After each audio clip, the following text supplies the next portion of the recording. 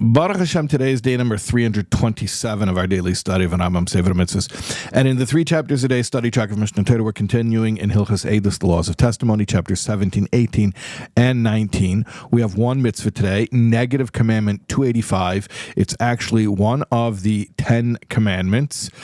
Loi sa'ane v'reyacho eid shaker. Do not bear false testimony against your fellow. And the Rambam explains what this means is giving false testimony in the court of law. Now, it doesn't just mean that the information is false. It also means, it can mean, even if the information is true, that's neither here nor there, but are you as a witness the one who saw it? So in today's 3 chapters a day of Rambam, Mishnah Torah, Rambam Mishnah Torah, actually the beginning of chapter 17, which is the first of the 3 chapters. So we're learning the 3 chapters a day of Mishnah Torah. So he explains there a scenario that somebody incredibly trustworthy comes to you and says, listen, can you go to court? I'm telling you, I saw it. I know it to be true. Can you go and testify?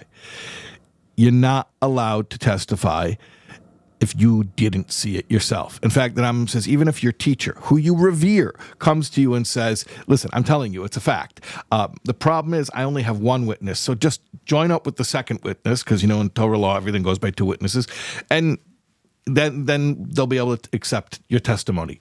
You're not allowed to do it. In fact, the Rambam even says, if someone says to you, listen, I don't even want you to go testify. I just want you to walk into court with the other witness so that my litigant, the person I'm going to the case against, let's say it's a monetary deal, he'll be intimidated because he'll see, he's got witnesses, he's got a pair of witnesses. You're not even allowed to do that. So false testimony doesn't mean just whether or not the information being conveyed is true or false. It really comes down to the person. Do you know this as a fact because you saw it? If you didn't see it, you can't testify. As we've explained many times, Jewish law is based on eyewitness testimony, not on hearsay, not on circumstantial evidence. We've actually explained there's a prohibition against ruling according to circumstantial evidence. Now, I also want to add another thing, which is there's a little bit of a technical difference between this concept of eid sheker, which we'll translate as a false witness, and something called the eid zoimim, which often we translate as a conspiring witness.